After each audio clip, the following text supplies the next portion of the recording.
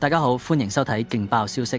開始之前，記得先點讚、訂閱同埋撳埋小鈴鐺。今日要同大家講一宗發生喺90年代末期，震驚台灣嘅滅門慘案。一家三母女慘遭殘忍分屍，手法冷血，程度令人髮指。究竟呢位殺人魔吳應宏點樣為咗錢同感情糾紛，將枕邊人同佢兩個女殺害，甚至講出若果冇被捕，明年要替佢哋做記，呢啲恐怖說話。今集我哋就同大家一齊深度拆解成件事。1999年係台灣社會嘅一個轉捩點，嗰陣正值921大地震前後，成個台灣陷入一片混亂同哀傷之中，社會氣氛非常之低迷，大部分民眾都忙於救援同重建。喺呢個動盪不安嘅環境底下，一宗極其殘忍嘅連環殺人分屍案竟然喺陰暗嘅角落悄悄發生，令到當時原本已經惶恐嘅民眾更加係人心惶惶。兇手吳應宏嗰陣47歲，本來只係一名平凡嘅計程車司機，但估唔到佢心入面竟然隱藏住一個魔鬼嘅心腸。佢嘅目標係同佢同居嘅女子潘亞哀，仲有潘亞哀兩個正值花樣年華、充滿夢想嘅囡囡王瑜雅同王宜芳。呢一家三口原本應該擁有美好嘅未來，點知就係因為遇人不淑同埋吳應宏扭曲嘅金錢同情感觀念，被硬生生推向絕路，令到呢宗滅門慘案成為咗台灣歷史上一宗令人極度震驚同難忘嘅恐怖案件，亦都成為咗無數家庭嘅警世預警。事件嘅揭發過程係充滿住令人毛骨悚然嘅偶然。9月5號嗰陣，兩名釣客喺台中新社鄉嘅食水蒿溪釣魚，原本以為係好普通嘅假日，點知佢哋無意間睇到水面上有啲奇怪嘅物體浮沉，佢哋走近一看，當場嚇到魂飛魄散。嗰個竟然係一顆慘白嘅人頭同埋部分屍塊。警方接報之後即刻趕到現場，經過 DNA 檢驗，確認死者係失蹤多時嘅潘亞哀。呢個發現只係恐怖嘅開端，因為唔夠1個月，南投日月潭光華島賑災工程嘅工人又喺湖面發現咗一隻塗住粉紅色指甲油嘅斷臂。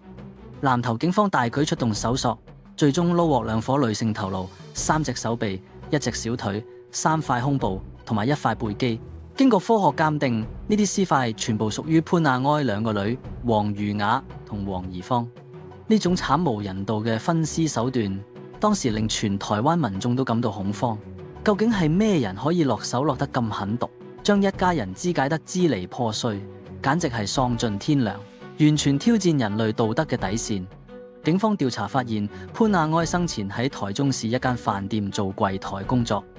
佢最後一次出現係8月23號，當時係吳應宏代佢打電話去飯店請假，之後潘亞哀就好似人間蒸發咁。警方即刻鎖定呢位同居男友吳應宏係頭號疑犯。雖然佢喺最初面對調查嗰陣裝模作樣，企圖瞞天過海，但警方並冇俾佢嘅謊言欺騙。喺10月13號，警方終於將佢逮捕。面對鐵證如山嘅盤問，佢最終心理防線崩潰，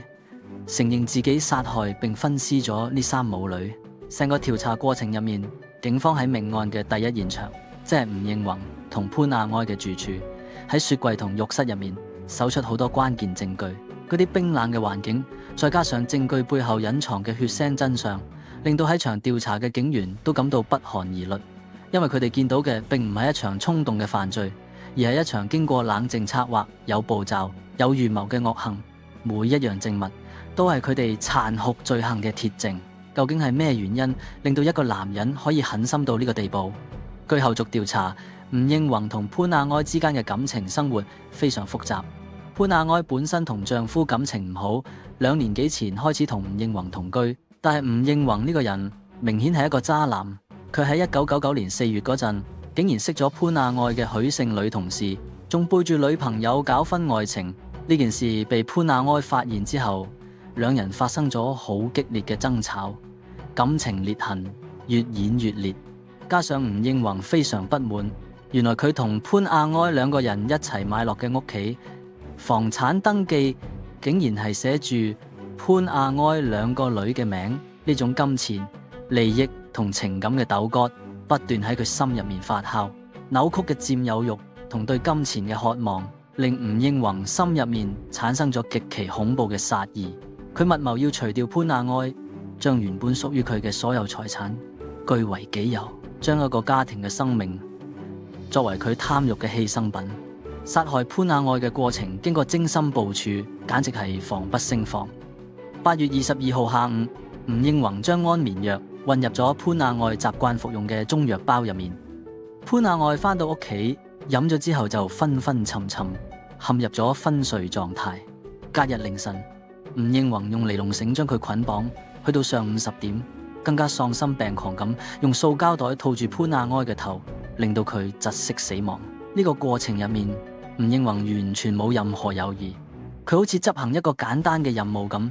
將一條寶貴嘅生命斷送喺自己手上。喺潘亞埃死咗之後，佢仲將屍體放咗3日，直到發出惡臭，佢先將屍體移到浴缸浸泡，準備進行下一步更為恐怖嘅毀屍滅跡工作。佢完全冇諗過憐憫，眼中只有自己嗰啲卑劣嘅計劃，徹底展現出一個冷血殺手嘅本質。毀屍嘅過程係非常之令人毛骨悚然，直頭係對死者嘅2次侮辱。8月28號上午，吳應宏用鋼製菜刀同芭蕉刀將潘亞埃嘅屍體切成21塊咁多。佢嘅手段非常兇殘，將肌肉、內臟全部挖除之後剁碎，然後直接沖入馬桶，諗住透過呢種方式將證據徹底銷毀。剩翻落嚟嘅屍塊，佢就放喺雪櫃入面，打算分批處理。佢嗰種冷靜同埋處理屍體嘅熟練程度，完全唔係一個正常人可以做到，而係一個變態殺人犯嘅心態。8月31號，佢揸車將潘亞埃嘅部分屍塊載到台中縣新社鄉嘅食水污溪丟棄。點知就係因為佢呢個動作，令到幾日之後啲屍塊漂浮，成為咗案件曝光嘅契機。佢以為自己天衣無縫，點知屍塊浮出水面，反而成為咗將佢繩之於法嘅關鍵。呢啲都係天網恢恢，疏而不漏。講到兩個女嘅死，更加係反映出吳應宏嘅狡猾同毒辣。潘亞埃失蹤之後，兩個女王余雅同黃宜芳多次追問母親嘅下落，令到吳應宏覺得非常煩擾。為咗滅口，防止東窗事發，佢決定將兩個女都殺埋，真係完全人性泯滅。9月4號，吳應宏用謊言將姐姐黃余雅騙到台中住處，用同樣手法先將佢用安眠藥迷暈，然後拖到放滿水嘅浴缸入面溺斃，跟住再進行肢解。9月15號，吳應宏更加故技重施，用一樣嘅借口將妹妹黃宜芳騙到住處，同樣迷暈、溺斃、肢解。佢將一家3口全部滅門，一個都冇留低，諗住透過徹底抹除痕跡嚟逃避法律制裁。呢種行為真係喪盡天良，令到旁觀者聽到都感到憤怒不已，簡直係人間慘劇。丟棄屍塊嘅地方同樣經過佢精心挑選。10月5號，吳應宏將兩個女嘅屍塊載到日月潭台電發電廠出水口附近嘅公寮，然後掉入潭水入面。佢以為呢度水深，屍體唔會咁容易被發現，但係天網恢恢，疏而不漏，最終屍塊浮出水面，揭開咗呢宗駭人聽聞嘅命案。警方喺調查期間，靠住一本月曆上面標示嘅日期，非常仔細咁推敲出吳應宏殺害3母女嘅確切時間。呢啲細節全部都顯示出呢個殺人魔係幾咁有計劃去犯案。佢根本就係一個冷血嘅掠奪者，為咗錢同個人私欲，完全唔理人命。佢不僅僅奪走咗生命，仲利用各種手段掩蓋罪行，將自己嘅貪婪同殘暴發揮到極致。佢嘅所作所為完全超乎常人嘅理解範圍，令到所有調查人員都感到無比震驚同埋憤慨。除咗殘忍殺害之外，吳應宏做嘅每一件事都係以金錢利益作為出發點，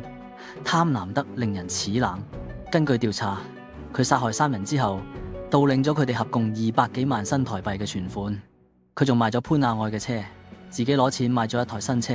用嚟做逃亡工具。最令人發指嘅係，喺殺咗人之後，佢仲夠膽死走到去潘亞埃鋪里嘅老家，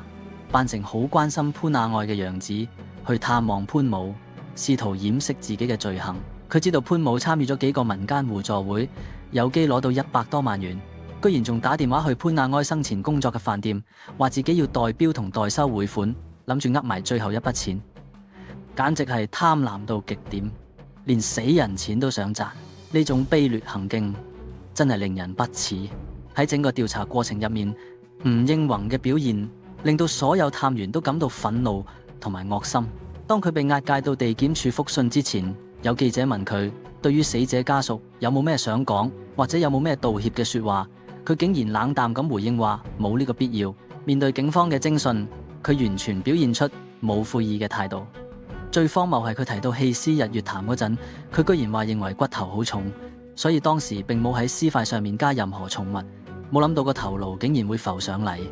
佢竟然將呢樣嘢形容為佢自己嘅疏忽，覺得係自己做錯咗。呢種說話反映出佢根本冇將人命當一回事，只係當成係處理垃圾咁樣。更加令人毛骨悚然嘅係，吳應宏竟然喺受查期間語出驚人咁表示，如果冇被警方拘捕，明年佢自己就要替三母女做妓。呢種說話聽落去真係令人不寒而栗。一個殺咗人分屍嘅兇手，竟然會講出呢啲似係懺悔，但其實係極度變態嘅說話。到底佢係想通過呢種方式嚟炫耀自己嘅冷血，定係佢心理已經完全扭曲到連自己做咗咩都分唔清楚？相信已經冇人可以理解。最終法律對呢個冷血兇手作出咗判決。台中地檢署喺1999年11月2號正式對吳應宏落案起訴，並且求處死刑。對於呢種殺害3條人命、手法極度兇殘嘅罪犯，死刑絕對係佢應得嘅懲罰。經過2年嘅審判程序，2001年7月16號，吳應宏被押解到台中監獄嘅刑場，正式執行槍決。呢位殺人魔嘅生命終結，雖然冇辦法挽回三母女嘅性命，但至少還咗受害者一個公道，令到呢宗曾經轟動全台灣嘅滅門慘案最終畫上咗一個句號。多謝大家，今集嘅分析就去到呢度。唔知大家對於呢宗三母女慘遭分屍嘅殘忍新聞又有啲咩睇法呢？對於兇手吳應宏嗰種冷血態度，你哋又有咩想講？歡迎喺留言區分享你嘅意見。我哋下次再見。